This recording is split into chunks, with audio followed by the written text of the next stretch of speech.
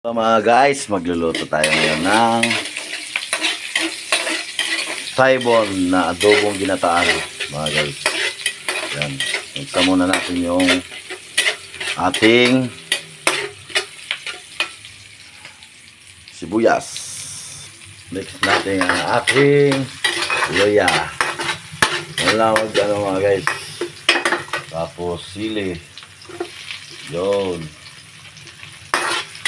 Para yung anghang konti mapunta. Sunod, yan. Lagay na natin ang ating manok mga guys. Yan, uksa lang natin.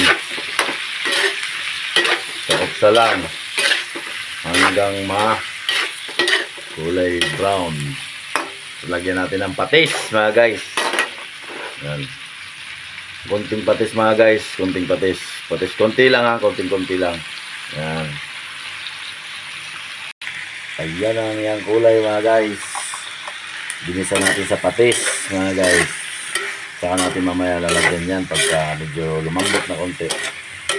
Kutsa lang mga guys. Hintay lumambot. At ayan mga guys, lagyan na natin siya ng konting toyo ay suka. Suka. Tapos toyo mga guys. Konting-konti lang muna. Yan. Toyo. Tsaka natin kusing konti.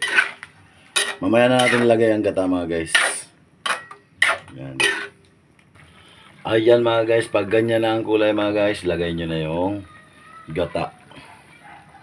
Mga guys. Lagay nyo yung gata. Yung. Baka naman. Ayan mga guys, santayin na lang natin maluto. Yummy.